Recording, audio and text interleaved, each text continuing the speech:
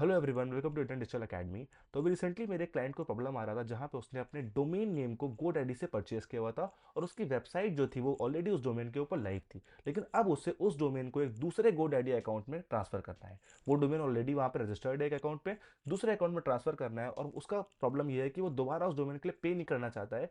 वो डोमेन के लिए बहुत टाइम बचा हुआ है रिन्यूअल के लिए। तो उस प्रोसेस को आप कैसे करोगे, मैं अपने क्लाइंट के लिए उसको कर रहा था। तो आई थॉट कि मैं उस प्रोसेस को यहाँ पे समझा देता हूँ ताकि आपको अगर इस सेम प्रॉब्लम फ्यूचर में फेस करने को पड़ती है तो आप इस वीडियो की हेल्प से उस प्रॉब्लम को सॉल्व कर पाओगे। या अगर आप इस प्रॉब्लम को फेस कर रहे हो तो अब इस वीडियो को देखो, एंड तक आप इस पूरे प्रोसेस को इजिली कर पाओगे। शुरू करते हैं इस वीडियो को। तो अपने डोमेन को ट्रांसफर करने के लिए पहले आपको वो GoDaddy अकाउंट ओपन कर लेना है जिसपे वो डोमेन है, ऑलरेडी रजिस्टर्ड है। तो हम क्या करेंगे, GoDaddy वेबसाइट के ऊपर जाएंगे, यहाँ पे अपने अकाउंट पे साइन अप कर लेंगे। तो मैंने अपने अकाउंट पे अपने ईमेल आईडी से यहाँ पे साइन अप कर दिया। तो अब मेरी वो GoDaddy अकाउंट यहाँ पे साइन अप हो चुका है जहाँ पे वो डोमेन है, और मुझे उसको दूसरे GoDaddy अकाउंट पे ट्रांसफर करना है। अब जिस भी अकाउंट पे आपको ट्रांसफर करना है उसकी एक मेल आईडी होती है। हर अकाउंट, हर GoDaddy अकाउंट में एक मेल आईडी कनेक्टेड होती है। वो मेल आईडी की रिक्वायरमेंट आपको यहाँ पे पड़ेगी, तो उस मेल आईडी को आप नोट करके रख सकते हो जहाँ पे उसको भेजना है। अगर वो मेल आईडी आपके पास नहीं है तो अपने क्लाइंट से जिसको आप भेज रहे हो या फिर अपने जो नया अकाउंट बनाया है उस पर जाके वो मेल आईडी चेक कर सकते हो। तो एक बार आपके पास मेल आईडी आ गई, उसके बाद आपको अपने डोमेन के ऊपर आ जाना है। तो सबसे पहले आपको अपनी प्रोफाइल के ऊपर आ जाना है और यहाँ पे माई प्रोडक्ट्स के ऊपर क्लिक कर देना है। जैसे आप माई प्रोडक्ट्स पे क्लिक करोगे, यहाँ पे आपके सारे डोमेन नेम या जो भी आपने GoDaddy से परचेस किया होगा उसकी लिस्ट आपको मिल जाएगी। तो यहाँ आप नीचे आओगे, ये सारे डोमेन आपको दिख रहे होंगे।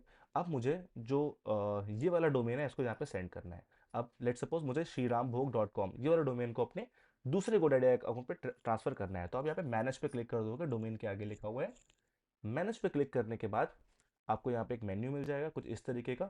आपने यहाँ पे डोमेन पे क्लिक कर देना है, और डोमेन पे क्लिक करने के बाद सबसे पहला स्टेप होता है यहाँ पे रजिस्ट्रेशन सेटिंग, ये वाला ऑप्शन दिख रहा होगा, इस पे क्लिक कर देना है। जैसे ही आप रजिस्ट्रेशन सेटिंग पे क्लिक करोगे, आपको यहाँ पर सारी डिटेल्स मिल जाएंगी कि डोमेन नेम किसके नाम पे रजिस्टर्ड है, कब ये लिया गया है, कब ये एक्सपायर होगा। सबसे नीचे यहाँ पे आ जाना, ट्रांसफर वाला ऑप्शन दिख रहा है। ट्रांसफर में एक ऑप्शन दिख रहा है डोमेन लॉक। सबसे पहले अपने डोमेन लॉक को यहाँ पे ऑफ कर देना। अगर आपका डोमेन लॉक यहाँ पे ऑन रहेगा तो आप अपने डोमेन को ट्रांसफर नहीं कर पाओगे। तो डोमेन लॉक को आपको यहाँ पे ऑफ कर देना है। जैसे ही आपने डोमेन लॉक किया, डोमेन लॉक को ऑफ किया, कंटिन्यू पे क्लिक किया, जो डोमेन था आप देखो हो चुका है, सेंड करने के लिए ओके हो चुका है, अनलॉक हो चुका है। इसके बाद दो ऑप्शन आपको आ रहे हैं, transfer to another GoDaddy account, transfer to another registrar. इसका मतलब क्या है कि आप इसको GoDaddy टू GoDaddy अकाउंट में ट्रांसफर करना चाहते हो, या GoDaddy अकाउंट से कोई और डोमेन प्रोवाइडर है उस पर आप करना चाहते हो, होस्टिंगर पे करना चाहते हो, या किसी थर्ड पार्टी पे करना चाहते हो, बिग रॉक पे करना चाहते हो। तो हम यहाँ पे क्या कर रहे हैं, GoDaddy टू GoDaddy कर रहे हैं, किसी थर्ड पार्टी पे नहीं कर रहे हैं। क्योंकि अगर हम अपने डोमेन को किसी और पार्टी को ट्रांसफर करते हैं तो वहां हमें उसको रिन्यू करना पड़ सकता है, क्योंकि आपने पैसे जो दिए हैं वो डोमेन GoDaddy को दिए, आपने किसी और थर्ड पार्टी को नहीं दिए। तो आपका फ्री डोमेन ट्रांसफर तभी होगा जब आप किसी एक अकाउंट से सेम अकाउंट में ट्रांसफर कर रहे हो, सेम कंपनी के अकाउंट में उसको भेज रहे हो। तो यहाँ पे transfer to another GoDaddy account, इस पर क्लिक कर देना। इस पर क्लिक करने के बाद एक बार आपसे वेरिफिकेशन के लिए फिर से साइन इन करने को बोलेगा। ओटीपी यहाँ पे मांग रहा है, तो ओटीपी मैं यहाँ पे डाल देता हूँ। मैंने अपने अकाउंट को यहाँ पे दोबारा वेरीफाई किया सिक्योरिटी रीजंस की वजह से। अब यहाँ पे तीन चार क्वेश्चन आपसे पूछ रहा है, इसको यहाँ पे आप डाल दो। जिस भी GoDaddy अकाउंट में आपको इसको सेंड करना है, ये आपका अकाउंट है, लेकिन जिस पे आपको ट्रांसफर करना है उस अकाउंट का, जैसे मैंने स्टार्टिंग में बताया था, ईमेल आईडी होता है। तो उस ईमेल आईडी को आप यहाँ पे टाइप कर दोगे। तो वो ईमेल आईडी है OWDCMS@। मैंने उस ईमेल आईडी को यहाँ पे डाल दिया जो दूसरे GoDaddy अकाउंट से जुड़ी हुई है। अगेन मैं इसको दोबारा से डाल दूंगा। यहाँ पे ये आपसे पूछ रहा है कि उसका जो रेसिपिएंट कस्टमर आईडी है, नंबर है, वो भी डाल सकते हो, ये ऑप्शनल है, नहीं भी डालोगे तब भी काम हो जाएगा। देन ये आपसे पूछ रहा है, do you want to copy the current domain contact. यहाँ पे इसको यस ही रखना। अगर आप नो कर दोगे तो आपकी जो वेबसाइट और नेम सर्वर्स उसमें पड़े हुए हैं, जो वेबसाइट आपकी लाइव चल रही है वो वहाँ पे बंद हो जाएगी अगर वो किसी और सर्वर पे होस्टेड है। तो आप उसको यहाँ पे यस पे ही रखोगे।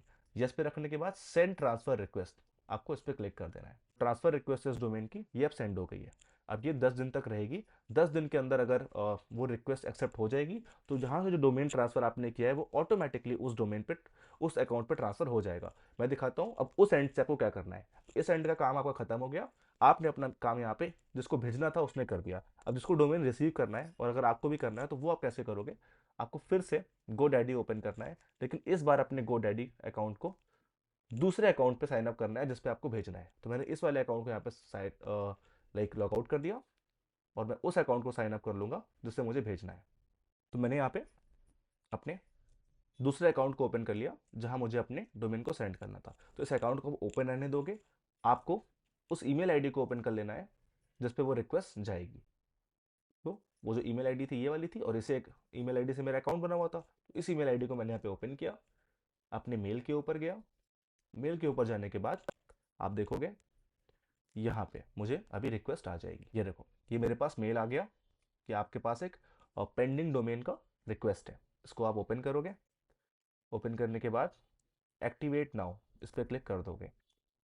जैसे आप इस पर एक्टिवेट नाउ पे क्लिक करोगे, जो डोमेन ट्रांसफर था यहाँ पे सक्सेसफुली हो चुका है।